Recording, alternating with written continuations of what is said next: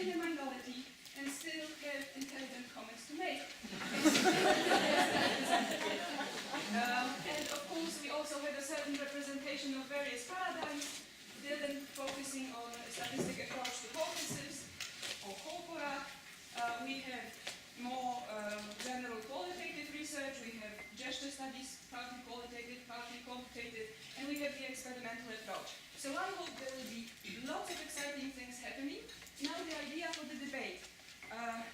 We were talking in my department with my colleagues, Karolina, Ivona, Anya, Eva, thinking what would we want to be the highlight of this conference. And we wanted the highlight to be a reflection on certain basic concepts. Our leitmotif of this conference was multimodal patterns in cognition and communication.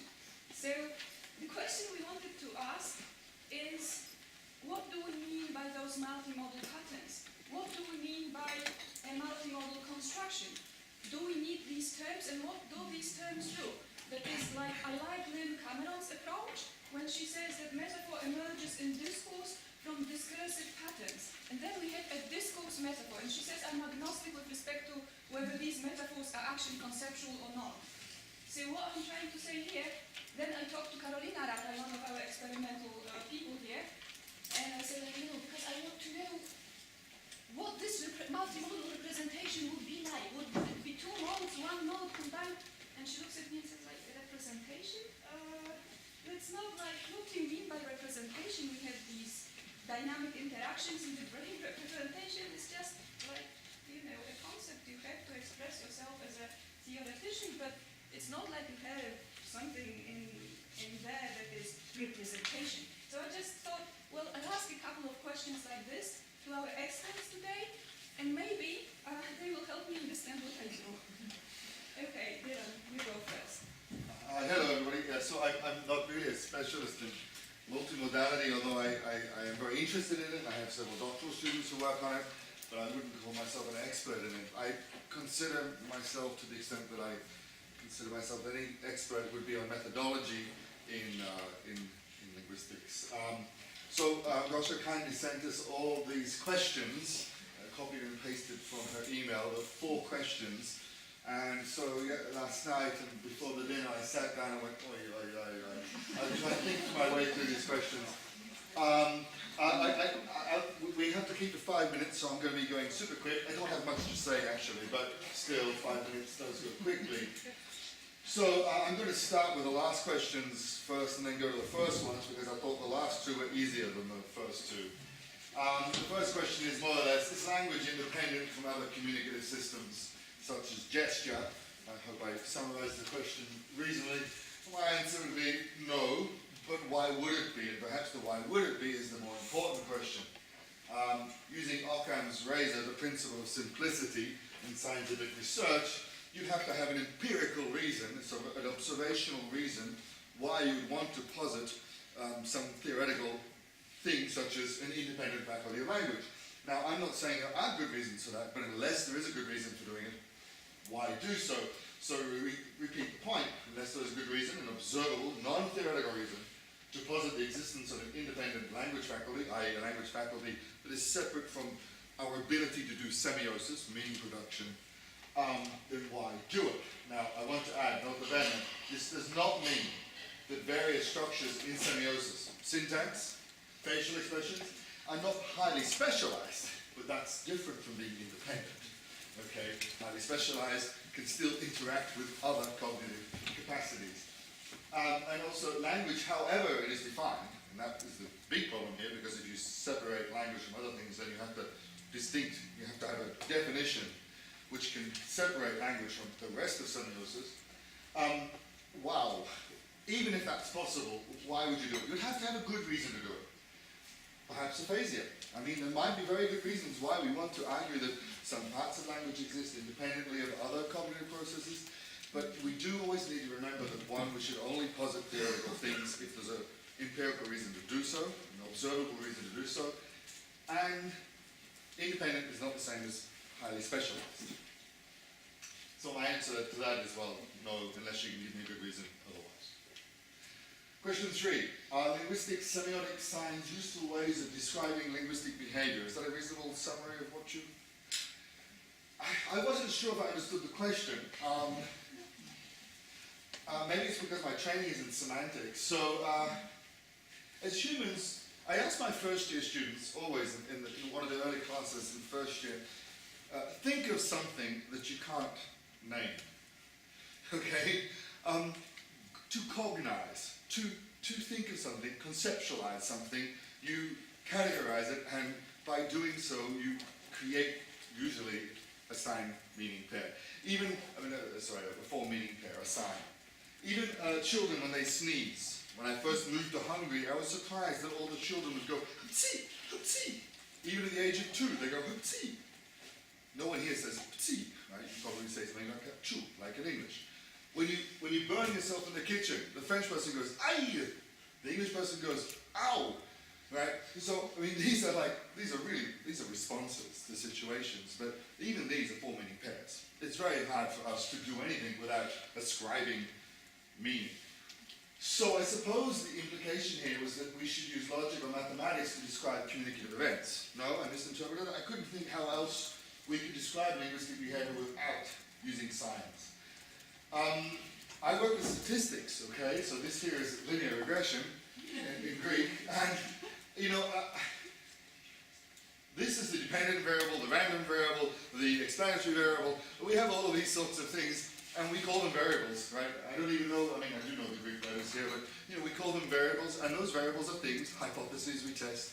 So I don't know if it's possible to describe language without ascribing science, without using science, linguistic science. And yes, there is an inherent circularity there. Life stuff, that's the way it is. Perhaps the question would be better, how can we describe socio-cognitive phenomena in a way that produces falsifiable, repeatable results? Maybe that's the better question, than whether we can do it without using science. Can we even, and these two things are separate but related, can we use quantitative methods to help determine the descriptive and predictive adequacy of those descriptions? Now, that for me is the question, rather than whether we can do it objectively, in inverted commas, without using science to describe science. Now, question 2 and question 1 were the meat of the questions that we got, in my opinion.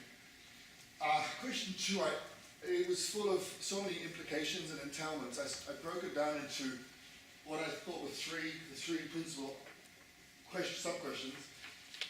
Are multimodal interactions understood as mental representations?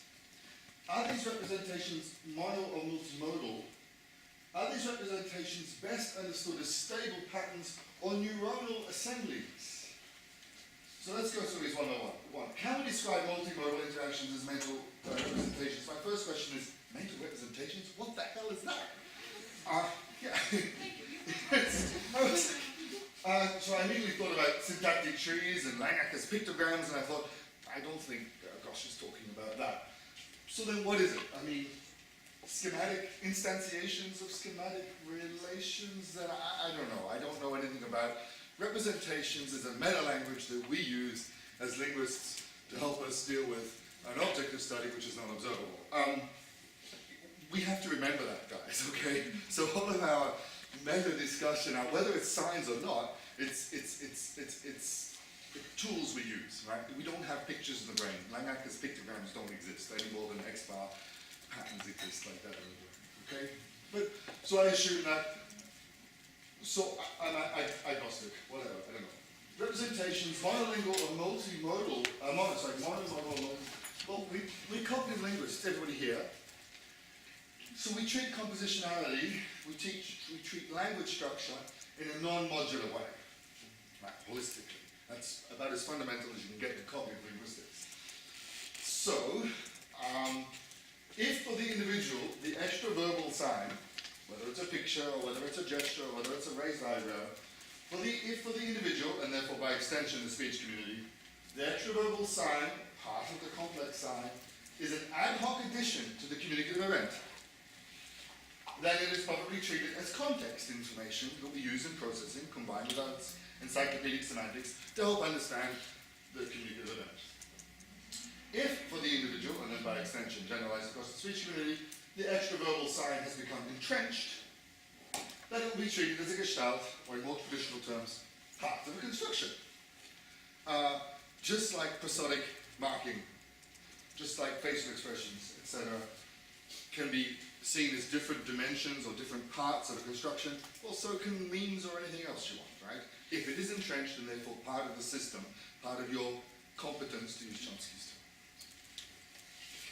term. Now, this last question of the question 2, co-activation of neuronal assemblies versus stable patterns. I was working yesterday virtually in Paris, so I missed the plenary yesterday, unfortunately, and probably I needed to see that to answer this question in a useful way. But as an empirical quantitative linguist, my immediate response is, as far as I know, our understanding of synaptic connectivity, plasticity and organization still offers no data that facilitate the description of conceptual structure, representations. And I wrote this before I heard Josh's comment. So I'm like, maybe, but probably not. Stable patterns, right? The reason we believe in stable patterns are very, very useful idea in socio-cognitive descriptions, because this idea of stable is a relative term. That's exactly why we talk about patterns. They can be operationalized in terms of frequency and other phenomena. So what is stable? I mean, stable is a relative term, and we operationalize it scientifically in a quantified, repeatable way, blah, blah, blah, blah, blah. So I think patterns are the best way to understand, that is, describe and explain two separate things: semiotic knowledge and semiotic competence.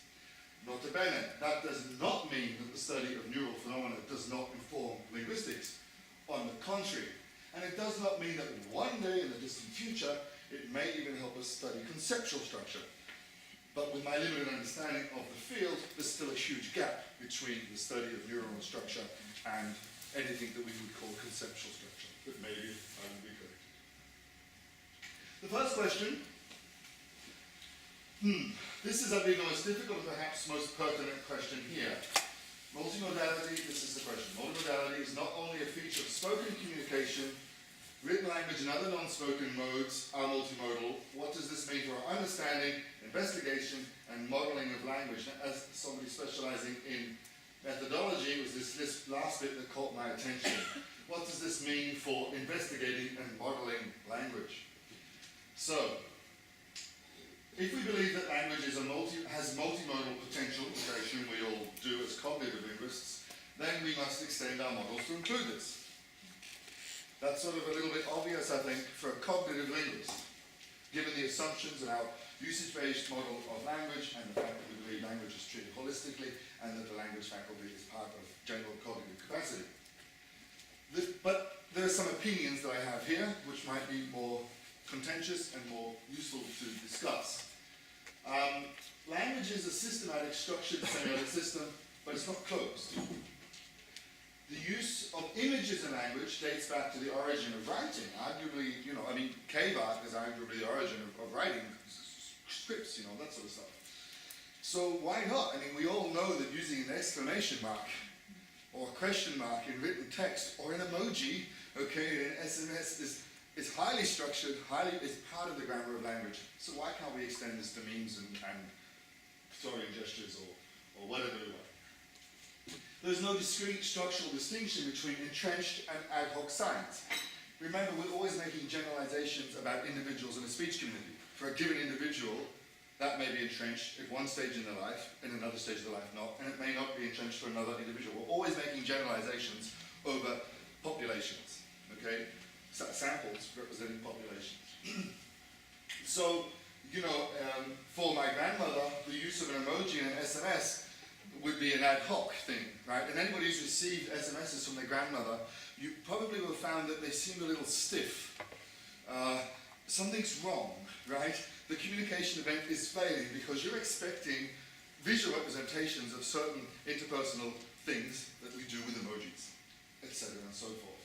That's multimodal grammar, right? Acceptability of the SMS from my grandmother is low. Why? Because she didn't put a little smiley at the end or a wink after a sarcastic comment.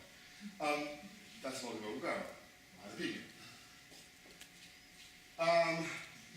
opinions, facial expression is so systematically integrated and non-conscious or pre-conscious in verbal communication, perhaps we should just say, okay, that's fine, let's treat it like prosody. Difficult to determine types and tokens, but with facial recognition technology and so on and so forth, it's feasible in our lifetimes. So whether it is recognizing irony or meritivity or many other basic functions of language, we often rely on facial expression, cues of facial expressions, and that's what the emojis are for, right? So that should be part of the grammar.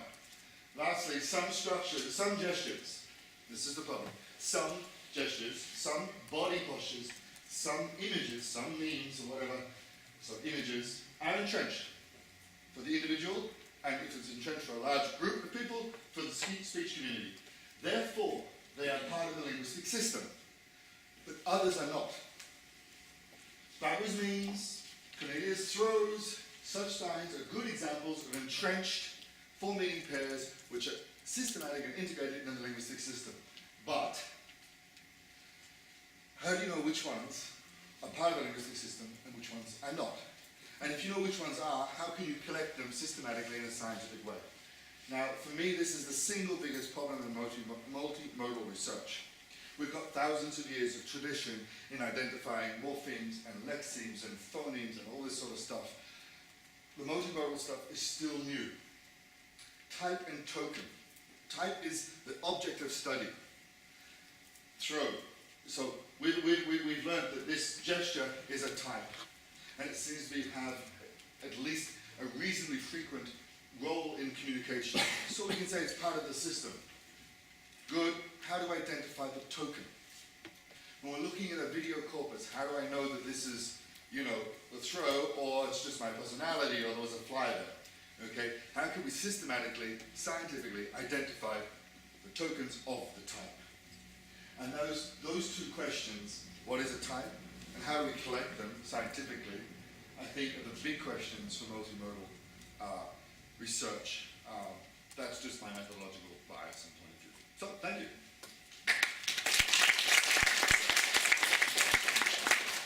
Thank you, Dylan, and now we will have Barbara. I think I should stand up. Sure, I can't talk when I'm sitting down. Diaphragm. Want your coffee? No, thank you. So, I was puzzled when I got the questions because these are not the questions I normally think about when I think about what I do. So, for example, the question, are there mental representations? It better be, because otherwise how do I know what things mean to me, and I don't even want to talk about what they mean to other people. We share assumptions about what a certain image means. So, if a kid at school draws, a picture of the sun by drawing a yellow circle with things sticking out, somehow we all know it's the sun, even though it doesn't look like the sun. So, yeah, I think some sort of mental representation needs to be there, but I'm absolutely not qualified to talk about it in any specific sense. The one thing I believe, and it's a matter of belief, yes, I admit I have no specialized knowledge to talk about it, that we have we have access to concepts that come with often linguistic representation, though not necessarily, with visual representation, with vocal representation. And here we come with multimodality. So I really think that there's no way to conceptualize anything without having the full package of what a given concept does. So to think of why do children call trains choo-choo? Because they were told at the certain point the trains make that sound. So the sound is suddenly metonymic for the whole idea of a train. I don't think we can separate sound signals, colors, size, visual representations of all kinds. And I think what I'm learning from looking especially at street art is that manipulating any of these, manipulating color, manipulating size, tweaking pieces of the outline or shape is something that we notice because it immediately tells us it's the same concept but not quite. Give it a thought. So I kind of think that, yes, there have to be mental representations. What they contain, I cannot tell, but I expect they contain the whole thing. Some of us call frames, although frames in Fillmorian sense would be more, list of, facts.